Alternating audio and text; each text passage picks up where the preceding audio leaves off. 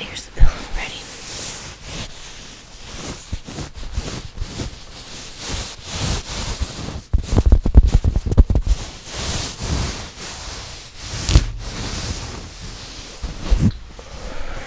Okay, that is tingly. It's a crushed velvet. It's almost like a champagne gold crushed velvet, and it is. I'm obsessed with it. It just gives me like Liberace, Vegas in the 70s vibes, and I'm here for it. It literally looks like we have like a 70s Vegas lounge in our bedroom, and it's gonna add more when we get the wallpaper and everything in there. I just like a tacky mess, and my husband supports me, so what's your marriage like? Okay. Okay, so there's like, there's like a lot to talk about, but there's nothing to talk about, which I love, okay? I love when there's nothing to talk about. Today we went to lunch. We've been going out to lunches lately. This is my to-go drink. We went to a place called, not sponsored, PJ's, and it's definitely not sponsored, and I'll tell you why. It's the worst name for a restaurant.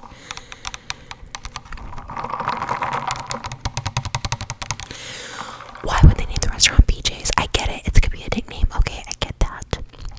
But like, really, you want to go to PJ's? Let's meet at PJ's. I don't know.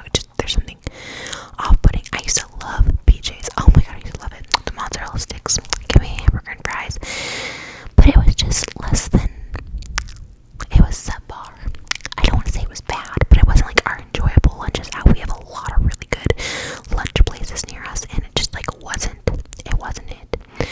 And we always bring our baby. We bring our 4-week-old baby with us. And everyone's always like, how old is she? And we're like, oh, she's 4 weeks. And they're like, she looks like she's 4 months. Our baby is like 24 inches, like 13 pounds. She's a supermodel baby, okay? She's a very mature baby. So she's beautiful in every single way, and I love taking her out because people always be like, oh my god, she's so cute. We don't usually take her out. She usually sleeps through everything because again, she's 4 weeks. But today she was up and about. She's like, I'm here, and she would cry because she wanted to get picked up, which she doesn't normally do. That's like a new thing. But they gave us to go iced teas. I don't want to do my own arm, but I'm pretty sure the server recognized me. Look, I get recognized all the time, so I'm not like trying to say that as like a brag, but like, there's some that are like, I'm a fan, and I love that. Someone at PJ's, shout out by the way, came up to me and was like, I love you, I'm so happy for you, congratulations on Malibu. I think that's amazing. But this guy was a little more like low-key like about it, but you always gotta know because you get extra perks, like you get free iced tea. He's like, I'm gonna give you guys some to-go drinks. What do you guys want to go? I'm like, yes. By the way, I'm an excellent tipper. Not to toot my own horn, okay, but I love tipping. It's my thing. I love to tip, and I always leave the tip on the card now because one time I was like, you know what, I'm gonna leave cash, and I always tip $20. Well, look, no, that's not true. When my husband and I go out, we don't get drinks, we get water, and like usually I get like an appetizer to eat, and like maybe we'll split an entree. Not because we're cheap. I'm trying to lose weight. So when we go out, I mean, our bill is usually like $50 or under. So with that, I always tip $20. Obviously, if it's more, I always like to tip like 30 to 40%. And like, I always think you should just tip the tax bracket you're in. Just kidding. No, I think, okay, look, if you are fortunate enough to like be blessed financially, I always think you should bless other people financially. And sometimes it's a little awkward to do because like, you don't want to just give someone money like, oh, you know what, you make less than me, here's money. But because it's tipping and it's a service, like it's totally acceptable to give money for this, right? So like anytime I can tip, I will tip, even if it's at Jamba Juice or one of those places where they're like, I'm not tipping because like it's a bagel place, like you should be, if there's a tip spot, I will tip because I do believe in like paying it forward. I do believe like putting out, like everything's a flow, right? In life, money's a flow. I've always believed this, but it's like it's just like so true. The more you give, the more you get, and that is so true. And that is in every capacity. Like if you put out like negativity and hate, you get that back times 10. But that's true with everything, with love, with positivity, with money. I'm telling you, just if you can, if you're able to give. And that's not to say like you're not gonna get money in like if you don't give, but like obviously we all struggle and stuff like that. But even when I struggled, like when I was a dancer, I was an exotic dancer.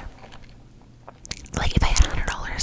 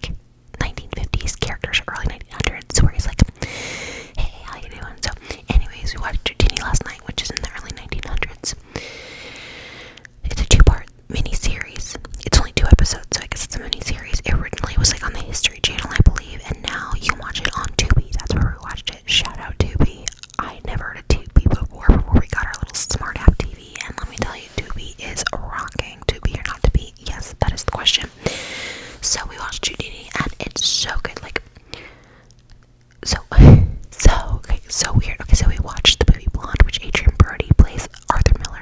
He was like the standout of that movie. We're like, how did they get an Academy Award winner in this Blonde movie that like was arguably not that great? We talked about that in a past podcast.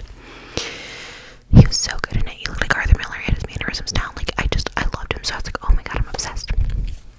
A couple days fast forward, like we're talking about Adrian Brody. I look him up, right? I'm like, oh my god, Adrian Brody. He's Hungarian. He's Jewish, which are my children. My husband is Jewish. I'm Hungarian. Our children are gonna be little Adrian Brodies. Okay.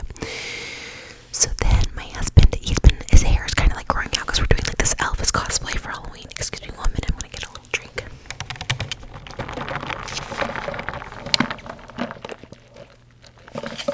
Okay, so he's growing his hair out at the moment, so it's kind of funny because it's like he used to have really long hair like Jesus, and now he's growing it out a little long just so he can comb it like Elvis in the 70s. So his hair is kind of long on top, but it's also really thick and coarse, but it does this like middle part, and it's very wavy and curly.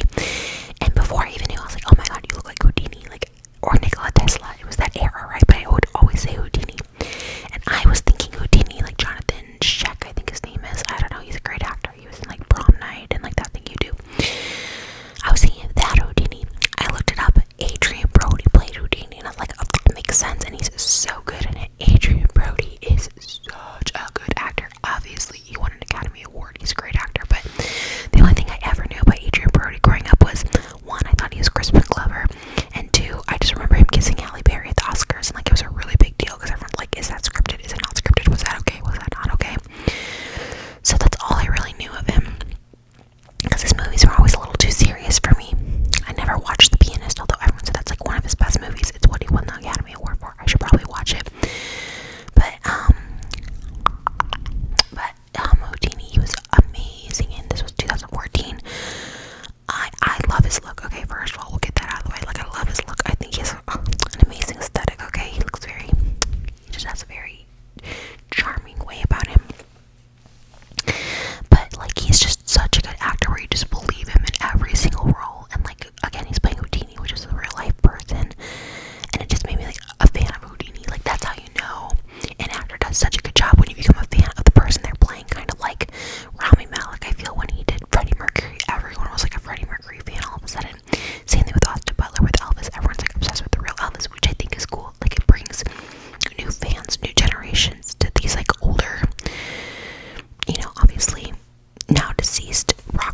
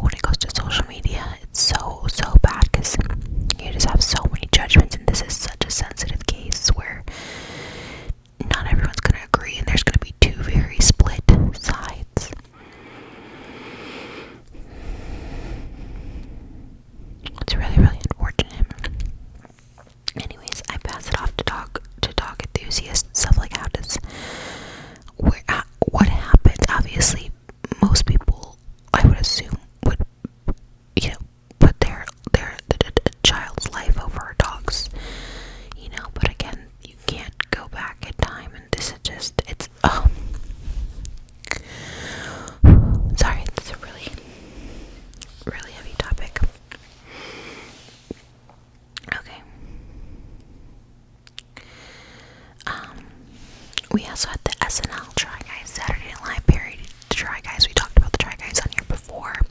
I discovered them through this whole cheating scandal.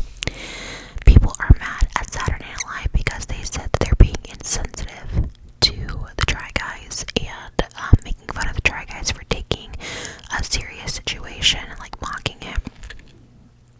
Look, I think the Try Guys handled it really well, and I think the situation is very severe. This is an employer that had an affair with an employee, and I think it's like so disgusting on that aspect of it, right? It's more than just like, okay, the nice guy with the wife like cheated on his wife. Like, no, he like jeopardized the company and this whole business they built, basically. It's gross, okay? But like, it's SNL. Like, SNL makes fun of like really serious situations, right? Like Pete Davidson, he lost his father in 9/11, and like half of his jokes and material, like stand up for like the first few years, were like all about his dad, you know, being dead. And you know, I remember a roast where